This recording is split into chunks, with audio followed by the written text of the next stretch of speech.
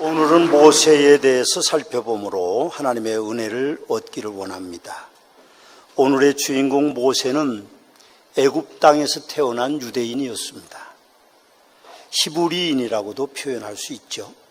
그의 아버지는 아브라함이었고 어머니는 요게벳이었습니다. 그 집의 두 번째 아들로 태어난 그런 사람입니다.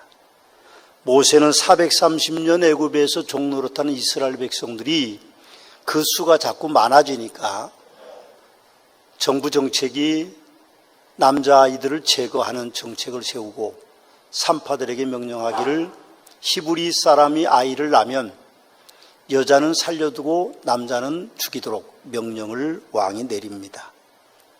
그런데 오늘 23절에 보니까 아름다운 아이가 태어났는데 그 이름이 모세였습니다. 그래서 아므람과 요게벳 그의 아버지 어머니는 그를 석 달 동안 왕을 무서워하지 않고 숨겨서 키웠는데 석 달이 지나니까 아이의 울음소리가 점점 커져서 밖으로 나가니까 온 가족이 생명이 위험에 처했습니다. 그래서 이제 그 아이를 강물에 띄우고, 물론 그들의 계획이 있었지만 애굽의 공주인 한셉슈트 공주가 그 아이를 왕자로 키우는 그런 사람이었습니다. 그가 성장해서 이스라엘 민족을 구원하는 해방시키는 지도자가 되었고 40년 동안 광야에서 그 백성들을 이끈 히어로, 곧 영웅이었습니다. 히브리서 저자는 모세의 일생을 본문에서 8절로 우리에게 소개해주고 있습니다. 아브라함도 역시 이제 우리가 말씀을 11장 1절 말씀부터 살펴봤습니다만 8절로 소개해주고 있습니다. 다른 유명한 사람들은 다 한 절 아니면 2절씩인데 특별히 아브라함과 모세를 그렇게 많은 분량, 8절이라는 많은 분량을 통해서 소개하고 있는 것은 그만큼 그리스도인들이 아브라함이나 모세를 본받아야 될 이유가 있기 때문에 히브리서 저자는 그렇게 많은 절수를 할애하는 것이 아닐까.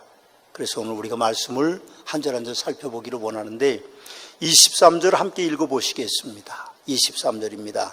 믿음으로 모세가 났을 때에 그 부모가 아름다운 아이임을 보고 석 달 동안 숨겨 왕의 명령을 무서워하지 아니하였으며 그렇게 말합니다. 모세가 태어나던 당시에 애굽 사람들이 위기를 느꼈죠. 그들이 탈출할 때 약 60만 혹은 70만 대군이라고 그러니까 아이들까지 여자들까지 포함하면 200만 명이 넘는 사람들이 애굽 고센 땅에 살았습니다. 그러니 당연히 애굽 사람들이 외적의 침입을 받게 되면 이 사람들이 히브리인들이 같이 합세해서 혹시 문제를 일으키지 않을까 하는 염려를 하게 됩니다. 그래서 애굽 사람들이 사내 아이가 히브리인들이 나면 죽이도록 그렇게 합니다. 그런데 그 모세의 부모는 그 아이를 죽이지 않았습니다. 생명을 건 것이죠. 3개월이 지난 후에 그 부모들은 갈대 상자에 아이를 띄워 보냅니다. 부모와 누이 미리암의 지혜로운 전략이 있었겠지만 버려진 아이가 한세슈트 공주의 왕족이 후손이 돼서 왕족이 되고 왕실의 교육을 받고 자라가게 됩니다. 부모는 참 아이에게 소중한 존재인 것 같습니다. 유전되는 DNA도 중요하지만 부모의 교육은 아이의 미래를 좌우하게 돼 있습니다. 여러분과 제가 지난 넉 주 동안 이제 아이야요 가문, 곧 아브라함, 이삭, 야곱, 요셉의 가문을 살펴보았습니다만 훌륭한 부모 아래에 훌륭한 자녀가 있는 것입니다. 훌륭한 자녀가 있으면 반드시 그 배경에는 훌륭한 부모가 있습니다. 그런데 그것이 꼭 그렇지는 않을 수도 있다는 것이 전제로 하고 있을 수도 있습니다만 우리의 상황을 보면 혹시 우리의 부모님들이 그렇게 훌륭하지 않더라도 우리는 적어도 우리 자녀들에게는 훌륭한 부모가 돼야 되는 사명이 우리에게 있습니다. 우리가 우리의 자녀들에게 훌륭한 부모가 되지 못하면 우리의 자녀들이 훌륭한 사람이 될 수가 없습니다. 그래서 우리는 노력하는 거죠. 사실은 모자라지만 자녀들이 보기에 모자라지 않도록 보이기 위해서 우리가 여러 가지 많은 노력을 하죠. 그럼 우리가 예수 그리스도를 구세주로 믿는 부모가 됐기 때문에 우리 자녀들에게는 적어도 가게에 흐르는 저주, 가정에 흐르는 저주를 물려주지 않을 수 있어서 우리는 어떤 면에서는 훌륭한 부모라고 볼 수 있을 것입니다. 24절을 같이 읽어보시겠습니다. 24절입니다. 믿음으로 모세는 장성하여 바로의 공주의 아들이라 칭함받기를 거절하고, 그렇게 이야기합니다. 믿음으로 모세는 장성하여 바로의 공주의 아들이라 칭함받기를 거절했다고 말합니다. 모세는 왕자로 성장했지만 어머니 요게벳의 젖을 먹고 자랐습니다. 미리암이라고 하는 누이가 한셉시트 공주에게 그 아이 갈대상에서 꺼낼 때에 그 공주가 히브리인인 것을 알았습니다. 그럴 때 미리암이 나타나서 이제 내 젖 먹여줄 보모를 찾아주겠다, 그렇게 말해서 그 아이가 젖을 뗄 때까지 어머니의 젖을 먹고 자랐습니다. 유대인들은 아주 어렸을 때부터 쇠마라고 해서 성경을 가르칩니다. 신앙을 심어주는 것이죠. 그래서 어린 영아부 때 그가 뼛속까지 이스라엘 백성이 되는 교육을 어머니에게서 받았습니다. 여러분, 꼭 말을 알아듣거나 혹은 문자를 몰라도 교육은 가능합니다. 그렇게 해서 모세가 뼛속까지 이스라엘 백성으로 어머니 젖을 먹고 자라면서 그렇게 교육을 받았습니다. 그러던 어느 날 그가 왕자가 된 40년 됐을 때에 공사장을 방문합니다. 그런데 그 공사장에 부역하는 히브리 사람들을 애굽 사람이 괴롭히는 겁니다. 그래서 애굽 사람을 몰래 혼자 있을 때 쳐서 죽이게 되죠. 그리고는 마음 한편 구석에 무거운 짐을 지고 있습니다. 자기 민족을 사랑하는 열정이 살인으로 이어졌기 때문에 모세는 아마 마음의 부담이 컸을 텐데 어느 날 공사하는 장에 나가보니까 히브리인들끼리 다툼이 있는 겁니다. 그래서 이 모세는 참 안타까웠죠. 왜 같은 민족끼리 종으로 살고 학대받는 민족끼리 다투냐, 그렇게 이야기했더니 그 중에 한 사람이 그런 소리 하는 당신은 왜 살인을 하냐, 그렇게 하는 겁니다. 아마 히브리 사람이 생각에는 왕자였기 때문에 히브리 사람이 아닌 애굽 사람으로 생각했겠죠. 모세는 도망합니다. 그리고 40년 동안 미디안 광야에서 양치기로 삽니다. 오늘 히브리서 저자는 모세의 살인 사건을 미워하고 있습니다. 말씀에 보면 바로의 공주의 아들이라 칭함받기를 거절했다, 그렇게 미화시키고 있죠. 그러나 자기가 거기를 거절한 것이 아니고 도망자가 됐던 것이죠. 살인자였기 때문에. 25절에 보면 도리어 하나님의 백성과 함께 고난받기를 잠시 죄악의 낙을 누리는 것도 더 좋아하고 그렇게 미화시키고 있습니다. 모세는 그런 의도는 아니었습니다. 그러나 오늘 히브리서 기자는 우리에게 잠깐의 고난, 그런 것들이 얼마나 큰 열매를 가져오는 것인가에 대한 이야기를 하고 있습니다. 그러나 폭력과 살인은 어떤 경우에도 합리화될 수는 없습니다. 히브리서 저자가 우리에게 전하는 메시지는 인간의 의지는 문제가 있을 수 있다는 걸 우리에게 가르치고 있는 것입니다. 하나님의 의지와 인간의 의지는 전혀 다릅니다. 하나님의 의지는 완전하지만 사람의 의지는 완전하지 못합니다. 우리도 가끔은 정의감에 불타서 다른 사람을 비난하거나 비판하거나 공격할 때도 있습니다. 더 나아가 같은 생각을 하는 세력에 동조하거나 세력을 만들어서 집단 행동할 때도 우리는 있습니다. 그러나 조심해야 할 것입니다. 신중해야 됩니다. 자기의 의의를 내세우거나 집단 이기주의에 휘둘려서는 우리가 정상적인 삶을 살 수 없다는 것이죠. 자기의 의의를 내세웠던 모세는 40년 동안이나 광야에서 양을 치는 목동으로 살아가야만 됐습니다. 40년이 지나 80세의 노구가 된 모세를 하나님은 부르셨습니다. 하나님의 때와 사람의 때의 차이는 엄청 큰 것이었죠. 무려 40년이나 났습니다.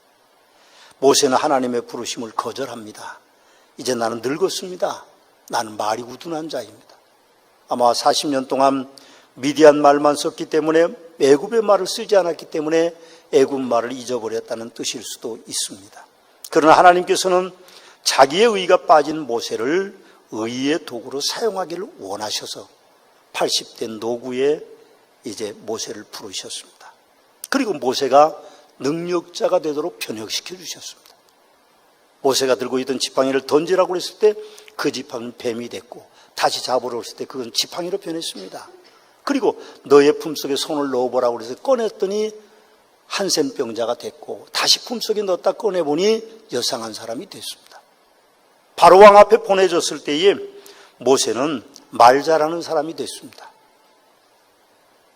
그리고 바로왕 앞에 보내졌을 때 모세는 왕보다 더 큰 능력을 가지고 있었습니다. 왕 앞에 여러 이제 주술사들이 와서 모세와 경쟁했지만 모세는 그들을 물리쳤습니다. 왕이 거절했지만 모세는 10가지 재앙을 일으킴으로 말미암아 민족 해방의 히어로인 영웅이 될 수 있었습니다. 26절을 보십시오. 그리스도를 위하여 받는 수모를 애굽의 모든 보화보다 더 큰 재물로 여겼으니 이는 상주심을 바라봄이라, 그렇게 말합니다. 히브리서 저자의 그리스도를 위하여 받는 수모를 애굽의 모든 보화보다 더 큰 재물로 여겼으니 이는 상주시는 이심을 바라봄이라는 말씀에 저는 전율을 느꼈습니다.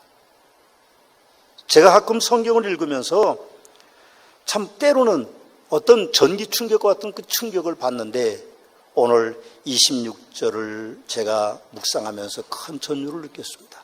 모세는 그리스도를 모르는 사람입니다. 그리스도 예수를 아는 사람이 아니죠.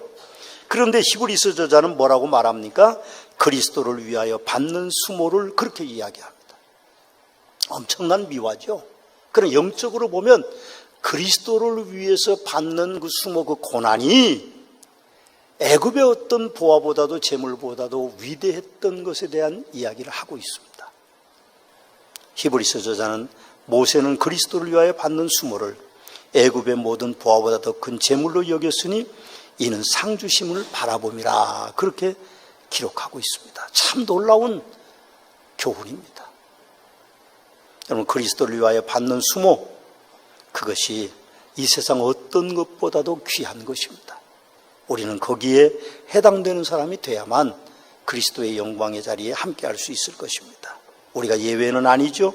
하나님의 부르심으로 서문학교의 일꾼이 되었는데, 나름대로 열심히 사역한다고 했는데, 또 1년이 다 가는 이 시점에서 돌아보면 남는 것도 별로 없고, 나름대로 열심히 사역한다고 했는데 처음보다 무거운 짐을 지고 있는 것 같고, 눈에 보이는 성과도 없고, 심지어는 알아주는 이도 없어서 나 지쳐서 마음속에 결론을 내리고 이제는 안식년으로 들어가려고 준비하는 분들도 이 시점에는 있습니다. 그러나 여러분, 분명하게 기억하십시오. 우리가 헌신하는 것은 그리스도를 위하여서 하는 일이라고 히브리서 저자는 그렇게 우리에게 말씀하고 있습니다.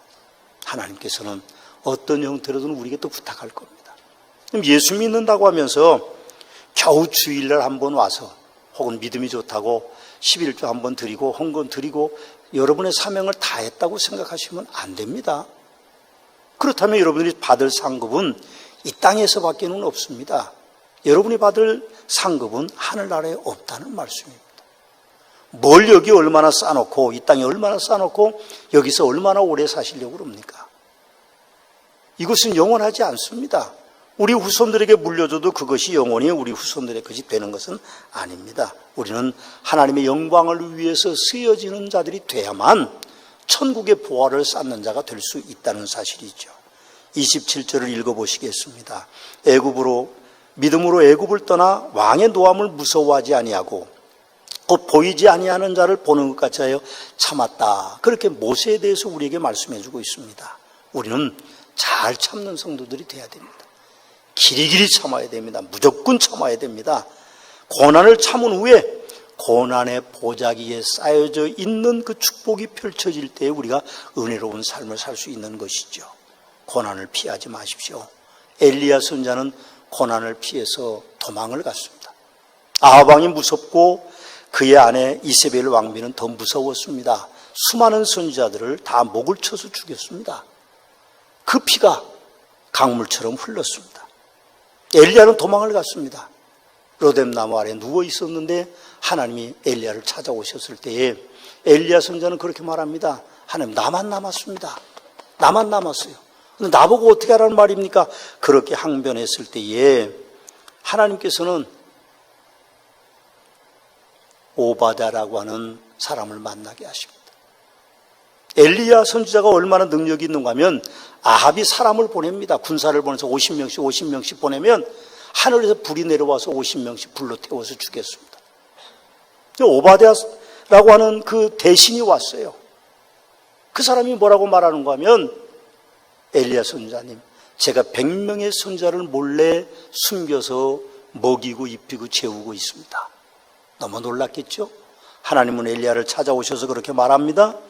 7,000명의 바알에게 절하지 않는 사람을 내가 데리고 있다고 하나님이 말씀하셨어요. 그 7,000이라는 숫자는 어쩌면 완전수입니다. 7 곱하기 1000이죠. 완전한 하나님의 백성들이 이 땅에 아직도 남아있다는 말이에요. 여러분, 우리는 무서워서 피해서는 안 됩니다. 두려워서 피해서는 안 됩니다. 무거운 짐이라고 생각해서 피해서는 안 돼요. 우리는 피해서는 안 됩니다. 하나님의 위대한 사역이 우리를 통해서 이루어질 수 있다고 하면 우리에겐 큰 영광이죠. 큰 영광입니다. 28절을 보십시오. 그렇게 되어 있습니다. 믿음으로 유월절과 피 뿌리는 예식을 정하였으니 이는 장자를 멸하는 자로 그들을 건드리지 않게 하려는 것이며, 그렇게 이야기하고 있습니다. 모세가 위대한 인물인 이유는 출애굽을 한 것이 아닙니다. 그건 유대인들, 히브리인들에게만 해당되는 것이고 모든 그리스도인들에게는 하나님의 법을 전달하는 인물이기 때문에 모세가 위대한 인물인 것입니다. 모세는 그런 사람이라고 히브리서 기자는 우리에게 말씀해 주고 있습니다. 29절을 보십시오. 믿음으로 그들은 홍해를 육지같이 건넜으나 애굽 사람들은 그것을 시험하다가 빠져 죽었으며, 그렇게 기록하고 있습니다. 모세는 믿음의 사람입니다.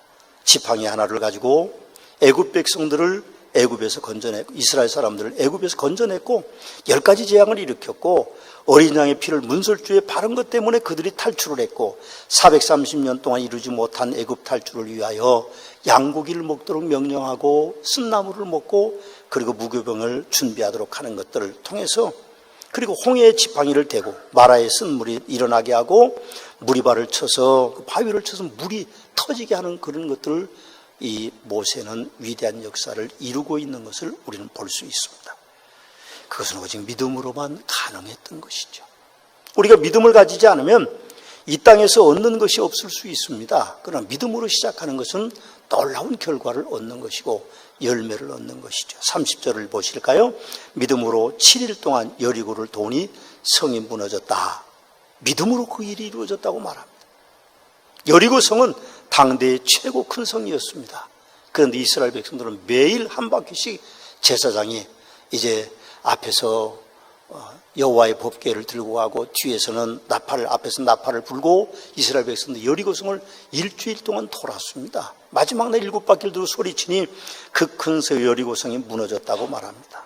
하나님의 능력은 인간의 능력과 비교될 수 없습니다. 나는 나이가 먹었고 나는 말이 우둔한 자라고 말했지만 모세를 쓰신 분은 하나님이십니다. 그렇기 때문에 위대한 바로 왕을 이길 수 있었던 것이죠. 이미 모세와 이스라엘 백성들은 하나님이 주신 능력을 경험하고 있습니다. 애굽의 장자를 모두 죽게 하고 홍해가 갈라지고 애굽의 군대를 바다에 수장하고 묻고 건너고 여리고성을 무너뜨렸고 믿음으로 7일 동안 그 일들이 이루어졌다고 말합니다. 사랑하는 성문학교의 성도 여러분, 우리가 모세의 삶을 되돌아보면서 믿음과 망상의 차이가 무엇일까? 저는 그런 생각을 해봤습니다.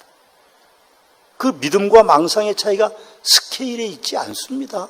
어떤 분들은 스케일에 있다고 생각합니다. 아이고, 그거 어떻게 이루어질 수 있냐, 그렇게 큰 일이, 그렇게 생각하지만 그런 거 아닙니다. 예를 들면 아주 가난한 분이 갑부를 꿈꾼다면 그게 망상이 아닙니다.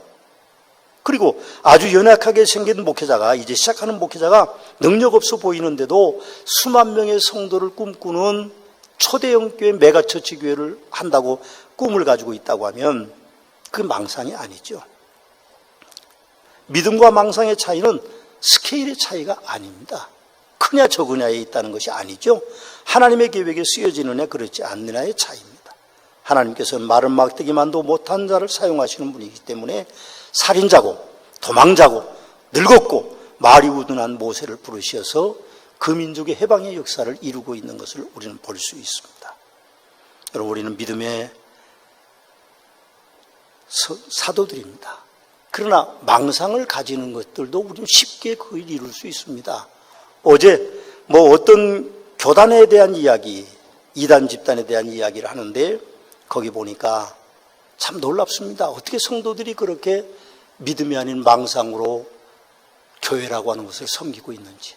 타작마당을 하고, 그리고 이제 돈을 바치고, 그리고 인신매매처럼 피지로 가고 베트남으로 가고, 거기서 찜질방을 운영하고 식당을 운영하고 그 돈을 가지고 이제 새로운 천지를 만든다고 하는 그런 것을 보면서 저는 그렇게 생각했습니다. 우리는 망상자가 돼서는 안 된다. 믿음은 합리적이어야 됩니다. 믿음은 하나님의 뜻을 따르는 것이지 사람들을 따라가는 것이 아니라고 하는 사실이죠. 우리는 망상을 따라가서는 안 됩니다. 망상의 신앙을 가져서도 안 됩니다. 히브리서 11장 16절에 보니까 그러므로 우리는 긍휼하심을 받고 때를 따라 돕는 은혜를 얻기 위하여 은혜의 보좌 앞에 담대히 나갈 것이라고 그렇게 말합니다. 제가 생각하기에는 망상이 좋지 않지만 꿈이 없는 사람보다는 꿈을 가지는 사람들이 더 행복하신 것이라고 생각하기도 합니다. 하나님의 계획은 위대하고 큽니다. 믿음을 가진 자만이 아는 것이고 받을 수 있는 것이고 경험하면서 사는 것이죠. 그러나 사람의 계획은 작고 초라합니다. 오늘 요셉을 우리가 살펴봤습니다. 지난주에. 그 요셉은 17세에 열이 되어진 소년이었지만 하나님이 주신 믿음을 가지고 있었습니다. 형제들이 자기를 향해 엎드려 절하는 꿈을 꾸고 그리고 엄마 아버지까지 다 엎드려서 절하는 꿈을 꾼 이후에 그는 그 꿈, 그 믿음을 가지고 애굽의 총리 대신이 됐습니다. 저는 그런 생각을 했습니다. 말씀을 마치면서 모세가 민족해방 위대한 과업을 완성했기 때문에 모세를 위대하다고 하는 것이 아닙니다. 평범한 범인으로서 사는 저나 여러분도 위대한 삶을 살 수 있습니다. 문제는 믿음입니다. 우리가 믿음을 실천해야 됩니다. 믿음을 좀 크게 가지십시오. 그리고 그 믿음대로 살면 하나님이 늙었고 말이 우둔한 모세라도 사용하셨던 것처럼 마른 막대기만도 못한 우리가 믿음을 가지고 살 때 위대한 역사를 이룰 수 있을 것이라고 생각합니다. 부탁드릴게요. 여러분의 삶이 믿음 안에서 위대한 역사를 이루셔서 혹시 저보다 먼저 하늘나라를 가시면 제가 장례식 설교에 여러분들이 위대한 업적을 말할 수 있는 기회를 여러분들이 저에게 주시기를 주님의 이름으로 부탁의 말씀을 드립니다.